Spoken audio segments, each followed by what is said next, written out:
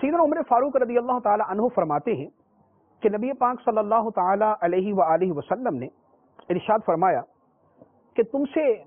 پہلے جو لوگ گزرے ہیں یعنی گزشتہ امتیں ہیں ان کا ایک واقعہ بیان کیا کہ 3 لوگ کسی سفر پر نکلے اور دوران سفر ان کو کسی غار کے اندر ٹھہرنے کی ضرورت ہوئی تو ٹھہر گئے وہاں پر۔ اب غار کے اندر ٹھہرے تو اوپر سے ایک پہاڑ کا ایک ٹکڑا، ایک بہت بڑا پتھر جو ہے وہ لڑکتا ہوا آیا اور غار کا دروازہ بند کر دیا۔ جب غار کا دروازہ بند ہو گیا پریشان ہو گئے، اب تو پتھر کو ہٹانا جو ہے یہ تو اپنے 3 آدمیوں کے لیے ممکن ہی نہیں، ایک بہت بڑا پتھر غار کا دھانا اور اس کے پتھر کو ہٹانا آسان کام نہیں۔ تو تینوں نے کہا آپس میں، انہوں نے خود ہی آپس کے اندر مشورہ کیا اور کہنے لگے کہ لا ينجيكم من هذه الصخرة الا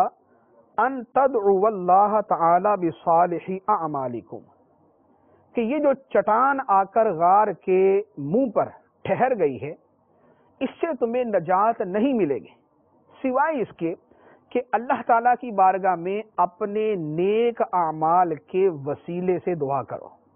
اپنے نیک اعمال کے وسیلے سے دعا کرو۔ چنانچہ اب تینوں نے دعائیں مانگنا شروع کی۔ پہلے نے عرض کیا کہ اے اللہ، میں اپنے والدین کی بڑی خدمت کرتا تھا، خلاصہ کلام اب عرض کر رہا ہوں، میں اپنے والدین کی بڑی خدمت کرتا تھا اور جب میں شام کو بکریاں چرا کر اپنے کام سے میں گھر آتا تھا تو سب سے پہلے بکریوں کا دودھ دھو کر میں اپنے والدین کو پلاتا تھا اور اس کے بعد پھر اپنے بیوی بچوں کو اور اپنے آپ کو اور پھر میں اپنے خادمین کو، اپنے غلاموں کو پلاتا تھا۔ تو میں اپنے والدین کی خدمت سب سے مقدم رکھتا تھا۔ ایک مرتبہ میں جب واپس آیا تو رات بہت زیادہ ہو چکی تھی اور میں اپنے والدین کے پاس دودھ لے کر آیا تو وہ سو چکے تھے۔ میں اپنے والدین کے جاگنے کے انتظار میں وہاں کھڑا رہا، میرے بچے مجھ سے مانگتے رہے، میرے گھر والے مجھ سے دودھ مانگتے رہے لیکن میں نے ان کو نہیں دیا اور میں اپنے والدین کا انتظار کرتا رہا، حتیٰ کہ صبح جب میرے والدین بیدار ہوئے تو میں نے ان کو وہ دودھ پیش کیا اور اس کے بعد میں نے پیا اور اپنے گھر والوں کو دیا۔ اے اللہ، میں نے یہ عمل صرف تیری رضا کے لیے کیا، میں نے یہ عمل صرف تیری رضا کے لیے کیا، اگر میرا یہ عمل تیری بارگاہ میں قبول ہے تو اس چٹان کو ہمارے غار سے ہٹا دے۔ سرکار دو عالم صلی اللہ علیہ وآلہ وسلم فرماتے ہیں کہ وہ چٹان تھوڑی سی ہٹ گئی اور ایک روشنی کی چمک جو ہے وہ تھوڑا ہٹنے کی وجہ سے نظر اندر آنا شروع ہو گئی۔ اس کے بعد دوسرے شخص نے دعا کی، اس نے کہا کہ میں اس کا بھی خلاصہ عرض کر رہا ہوں کہ میں اپنے جو ہے وہ چچا کی بیٹی کے ساتھ محبت کرتا تھا اور ایک مرتبہ بڑی مشکل کے ساتھ میں گناہ پر قادر ہوا کہ میں گناہ کر سکوں، بدکاری کر سکوں، لیکن عین اس وقت اس نے مجھے اللہ کے خوف سے ڈرایا، اللہ کے خوف سے ڈرایا، تو میں اللہ کے خوف کی وجہ سے گناہ کرنے سے باز آ گیا، گناہ پر قدرت، موقع موجود، گناہ کرنے لگا اور اس کی ادائیگی کر چکا، سونے کے سکے اسے دے چکا، لیکن اللہ تعالی کے ڈر اور خوف کی وجہ سے پیچھے ہٹ گیا۔ اے اللہ، اگر یہ عمل میں نے تیری رضا کی خاطر کیا تھا تو اس چٹان کو ہمارے غار سے ہٹا دے۔ چٹان تھوڑا سا اور سرک گئی اور مزید روشنی اندر آنا شروع ہوئی، لیکن ابھی جو ہے وہ گزرنے کا راستہ نہ بنا۔ پھر تیسرے آدمی نے عرض کیا، اس نے کہا اے اللہ، میں لوگوں کو مزدوری پہ رکھتا تھا اور انہیں ان کی اجرت دیتا تھا، ایک مرتبہ میں نے چند لوگوں کو مزدوری پہ رکھا، انہیں اجرت دی، لیکن ان میں سے ایک آدمی بغیر اجرت لیے چلا گیا، جو اس کی اجرت کا حصہ تھا اس سے میں نے مزید کام کیا،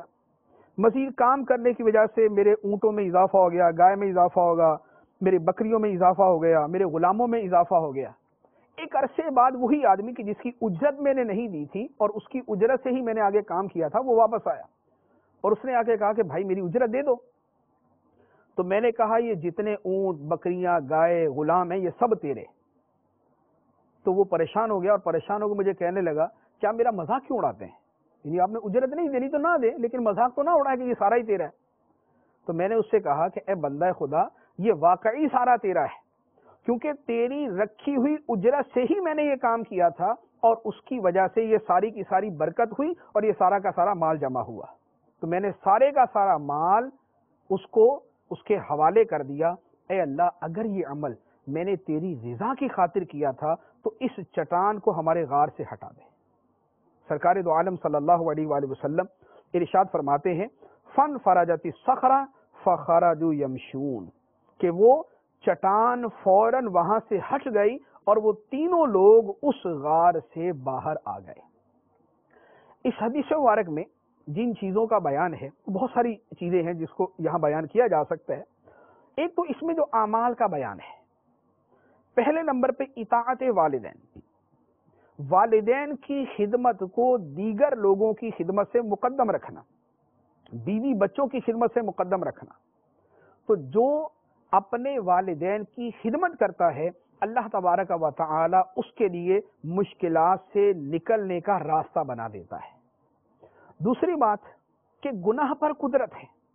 لیکن اللہ کے ڈر کی وجہ سے گناہ سے باز آ جانا یہ اللہ تعالیٰ کو بڑا ہی محبوب اور بڑا ہی پسندیدہ ہے. اور قرآن پاک کے اندر اللہ تعالیٰ ارشاد فرماتا ہے وَأَمَّا مَنْ خَافَ مَقَامَ رَبِّهِ وَنَهَى النَّفْسَ عَنِ الْهَوَىٰ فَإِنَّ الْجَنَّةَ هِيَ الْمَأْوَىٰ، جو اپنے رب کی بارگاہ میں کھڑا ہونے سے ڈر گیا اور اپنے نفس کی خواہش سے خود کو روک لیا، وَنَهَى النَّفْسَ عَنِ الْهَوَىٰ، اور نفس کو خواہش سے روک لیا، فَإِنَّ الْجَنَّةَ هِيَ الْمَأْوَىٰ، تو جنت ہی اس کا ٹھکانہ ہے. تو اپنی خواہش پہ قابو پانا اور اپنے جذبات کو روک لینا اللہ کی رضا کی خاطر یہ اللہ تعالیٰ کی بارگاہ میں بڑا محبوب ہے. تیسری بات مزدور کو اس کا حق دینا.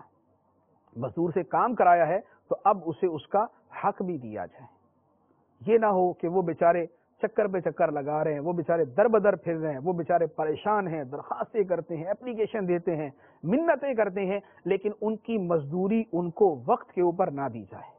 یہ اسلام کی تعلیمات کے اور اسلام کے حسن کے خلاف ہے. چوتھی بات جو اس سے معلوم ہوئی وہ یہ ہے کہ جو بھی عمل ہو وہ اللہ کی بارگاہ میں مقبول اس وقت ہے کہ جب اللہ کی رضا کے لیے کیا جائے. جیسے یہ تینوں افراد کے جن کا یہاں بیان کیا گیا، ان تینوں نے جو اللہ کی بارگاہ میں دعا کی وہ دعا یہی کی کہ اے اللہ اگر میرا یہ عمل تیری رضا کی خاطر ہے تو یہ چٹان ہمارے غار سے ہٹا دے. تو چونکہ ان کے اعمال خالصتاً اللہ کے لیے تھے اس لیے اللہ تعالیٰ نے اس مشکل کو دور کر دیا. تو حسن نیت اور رضا الہی کی نیت جو ہے یہ وہ چیز ہے کہ جس کی وجہ سے عمل اللہ کی بارگاہ میں قبول ہوتے ہیں. صلو علی الحبیب صلی اللہ تعالی علی محمد. مجھے اپنی اور ساری دنیا کے لوگوں کی اصلاح کی کوشش کرنی ہے.